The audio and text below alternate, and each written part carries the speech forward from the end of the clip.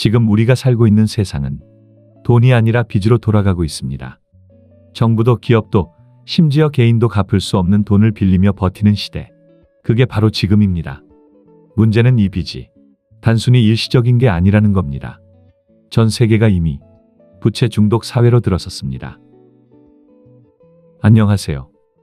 월치부입니다. 각국 정부는 세금을 올리지 않고도 복지, 국방, 인프라를 확대하고 싶었습니다. 그래서 선택한 방법이 바로 빚, 즉 국채 발행입니다. 겉보기엔 효과적이죠.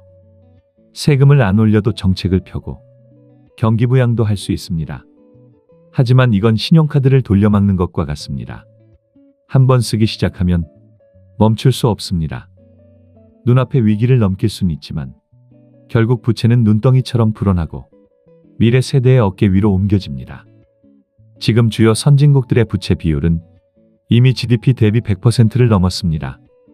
2차 세계대전 이후 최악의 수준입니다. 2008년 금융위기, 코로나 팬데믹, 유럽의 전쟁, 인플레이션과 금리 인상이 이어지며 세계는 빚의 수렁에 빠졌습니다. 각국 정부는 위기를 넘기기 위해 돈을 풀었지만 그 대가로 재정 건전성은 무너졌습니다. 우리는 지금 성장의 시대가 아니라 빚으로 버티는 시대를 살고 있습니다. 이제 채권 시장이 국가를 심판하기 시작했습니다. 국채는 한 나라의 신용을 보여주는 거울입니다. 정부의 부채가 늘어나면 투자자들은 묻습니다.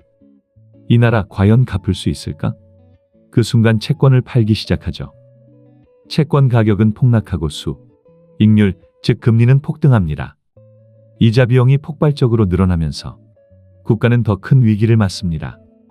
2022년 영국에서 벌어진 채권 시장 패닉이 대표적인 사례입니다.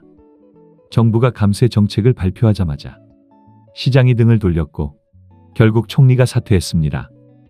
채권 시장은 단순한 금융시장이 아닙니다. 국가 재정 건전성의 최후 심판자입니다.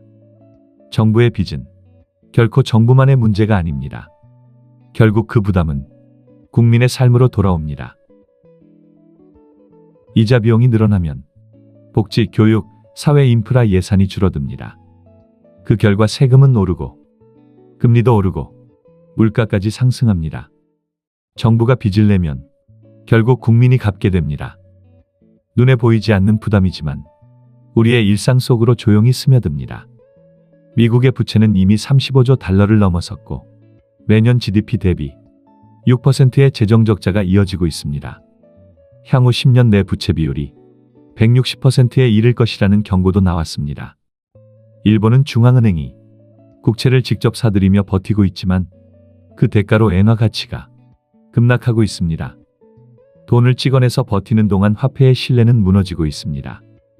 유럽 각국 역시 부채 비율 100%를 넘어섰고 금리 상승기에 들어서면서 재정 압박이 커지고 있습니다. 이제 부채는 단순한 경제 수단이 아니라 시한폭탄이 되었습니다.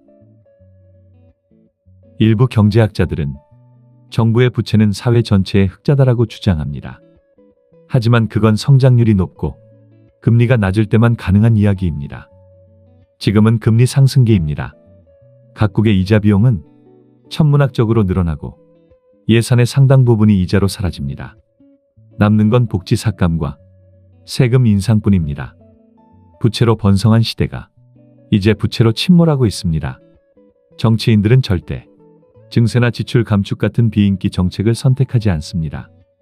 그래서 빚으로 모든 문제를 덮습니다. 부채로 복지를 늘리고 부채로 표를 사고 부채로 위기를 미룹니다. 하지만 언젠가는 시장이 신뢰를 잃는 순간 모든 것이 무너집니다. 채권 폭락, 통화가치 하락, 신용등급 강등, 그 파장은 이미 여러 나라에서 현실로 나타나고 있습니다. 지금 세계는 성장의 시대를 지나 빚으로 버티는 시대를 살고 있습니다. 그리고 그 끝은 우리가 선택하지 않으면 시장이 대신 결정할 것입니다.